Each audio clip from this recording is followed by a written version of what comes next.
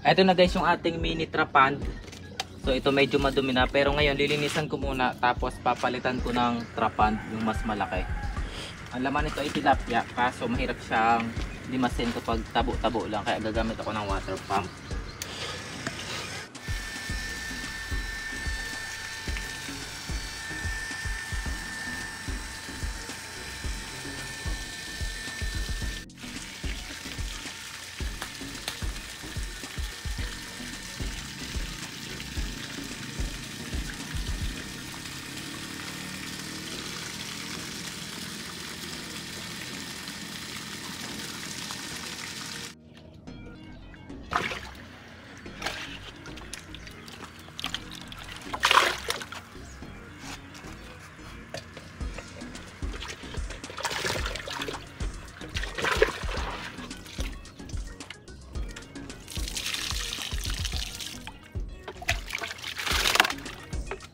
So ang gagawin ko dito ay tatagtagin ko muna itong tubig, tapos itong mga halaman, dahil maglalagay ako ng panibagong trapand para ito sa tilapia. Masyado na kasing sikip yung tilapia dito, namamatay ng iba pag sobrang dami.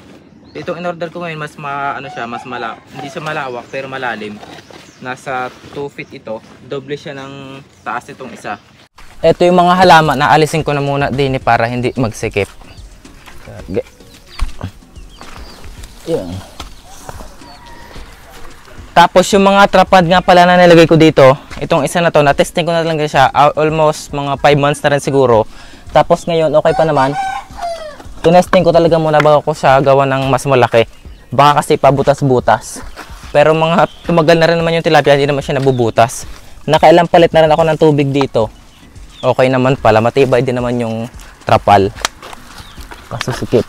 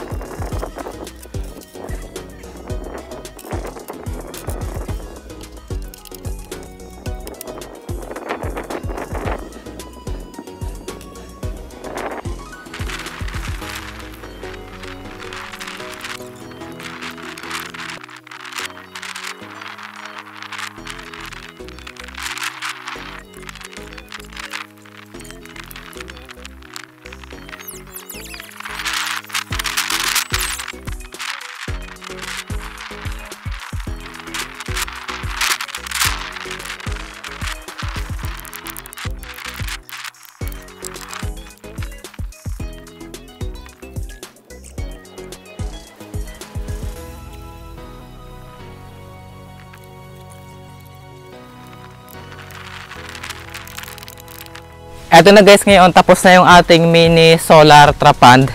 Pasok kayo dito sa loob. Eto. So bali ngayon, yung mga isda natin dito ay tilapia. Nakakunti na kasi pinaghuhuli ko na yung iba. Nagababagan kasi. Tapos ito naman sa kabila, eto ay yung goldfish, tapos yung maliliit na isda.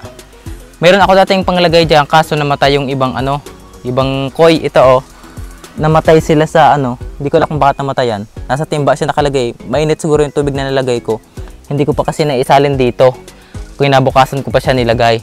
Tapos ito, natira lang isang goldfish. Tapos ito namang mga pawat paligid, ito meron nilagay akong kulay green na net.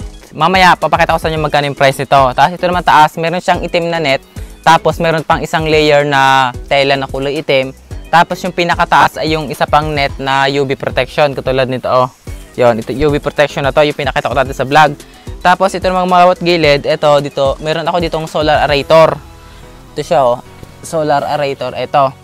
Ang solar panel naman ito ay nandito sa taas. Ito namang ating trapad na to, ang size nito, ito yung pinakabago ko na 4 feet yung length, yung taas naman ay 2 feet, tapos yung wide ay 2 feet din. Ito namang isa ay 1 feet lang yung nito, yung taas. Itong tilapia nito dati talaga nandito. Dito na sila lumaki, kaso nga lang nababawasan kasi sobrang sikip siguro. Tapos mainit dati dito wala pa tong kulay itim na to, so puro lumot. So ngayon okay na, malinis dyan ko nila nilagay yung mga goldfish. Ito naman, ito trapan, tapos ito yung ating water pump, solar water pump na pinakita ko sa inyo dati. Ito ay naka-solar ngayon, bali ayun yung kanyang solar panel sa labas. Ayan yung ating solar panel na 100 watts. Ito naman nga, try natin buhayin dito sa nilagay kong switch palakasan. So ayan. Bale, ito na yung kanyang pinakasagad. Doon siya nakalagay sa solar panel na yon. So kapag humina na yung sikat ng araw, hihina na rin to, mamamatay na rin to, lalo na pag gabi na. Tapos kapag umaga na ulit, malakas na yung sikat ng araw, automatic na siyang mabubuhay. Bale, continuous lang, wala tayong babayad ng kuryente dyan kasi nga dire-diretso galing sa solar panel. Tapos ito namang isa pang solar water pump dito. Solar aerator. Ito ay lithium battery yung kanyang battery. Ang price ito sa Shopee ay ganyan. Tapos yung kanya naman solar panel lang dito sa taas. Ito yung solar panel ng aerator. Ito. Yan. Patagal din naman lobat yung solar aerator na kaya niya umabot ng magdamag. Yun. Tapos pwede mo rin namang i-modify yung kanyang setting kung gusto mong paandarin tapos mamamatay, papaandarin, mamamatay. Pwedeng salitan. Ito yung kanyang yung kanyang water flow, air blower pala. Wait lang. Patayin ko muna to kasi maingay. Eto, ganito. Basically, nag-ano lang siya, naglalabas lang siya ng hangin para magbugalwak. Eto naman yung solar panel natin sa sa water pump. Eto. Yan. Nilagyan siya namin ng brace dito para if ever yung sikat ng araw ay nandun, okay, nandito, pwede namin siya ilipat. So kapag humina yung sikat ng araw, if ever nakaganito, yan. Ayun. Humina din yung doon, yung flow ng tubig. Ayan, namatay na nga. Kapag lumakas ulit o kaya naman nakasentro, ayan. Lumalakas din yung doon, lumalakas din yung tubig. Basically, libre talaga dito sa sa kuryente kapag ganyan. And now, magkano nga ba yung nagastos natin dito sa buong setup na to, maliban doon sa mga solar panel tsaka doon sa battery. So number 1, itong kulay green natin na net, ito ay nasa 10 feet, bale 640 pesos ito. Tapos ito namang black na net na nasa ibabaw ay nasa 434 pesos, 4 feet yon.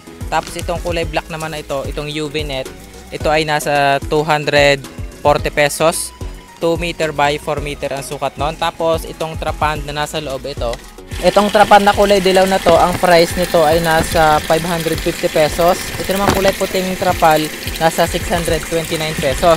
Tapos yung solar aerator naman, ito naman solar aerator. Ito, good quality naman ito, kaya talagang marirecommend ko din naman to. Ang price nito ay nasa 899 pesos. Medyo may kamahalan pero okay naman, matagal naman siya malobat. Tapos yung ating solar pump ito, ang price nito ay 999. Tapos meron akong solar panel doon sa labas. Yun ay 2,300 pesos, 100 watts.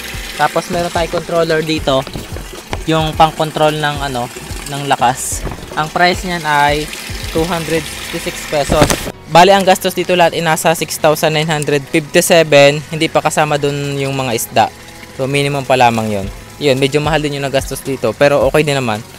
So, bali ngayon, dahil nga medyo malalaki na naman yung tilapia, tapos nag-aaway-away na rin, so mamamatay na rin yan pa isa-isa, huhuliin ko na lahat. Iuulam na natin. Ay, basa ako.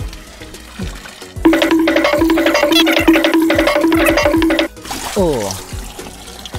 Huli. Pampirito, guys. Okay na. Tayin natin yung ating isda dito. Titingnan natin kung malalaki na. Ayun, sobrang laki nga. Ang laki na ng ating isda.